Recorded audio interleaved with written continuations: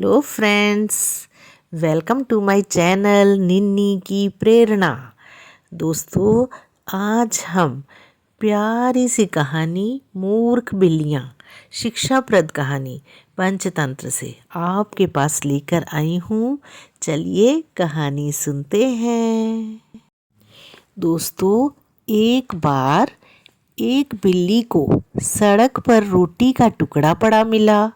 तभी एक और बिल्ली की निगाह उस रोटी के टुकड़े पर पड़ गई।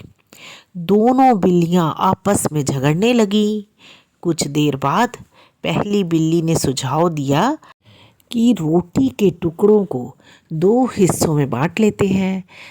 तभी एक बंदर वहां आ गया।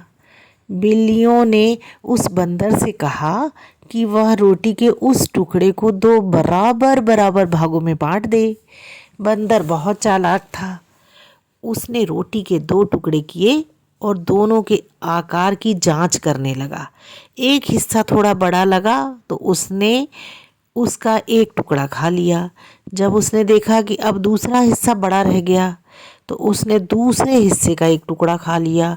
इसी तरह बंदर दोनों टुकड़ों को बराबर करते करते दोनों हिस्से खा गया। बिल्लियों को कुछ भी नहीं मिला। बिल्लियां देखती ही रह गई। दोस्तों, इस कहानी से हमें सीख मिलती है कि हमें आपस में लड़ाई झगड़ा नहीं करना चाहिए। आपस की लड़ाई आपस में ही सुलझा लेनी चाहिए।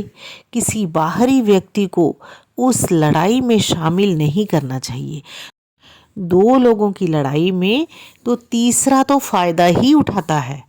जैसे इस कहानी में बिल्लियों की आपस की लड़ाई का फायदा बंदर ने उठा लिया और बिल्लियों को रोटी का एक टुकड़ा भी नहीं मिला। अगर बिल्लियां आपस में ही ये मामला सुलझा लेती तो दोनों का ही पेट भर जाता। दोस्तों, आपको ये कहानी कैसी लगी मेरे कमेंट बॉक्स में लिख कर बताइएगा।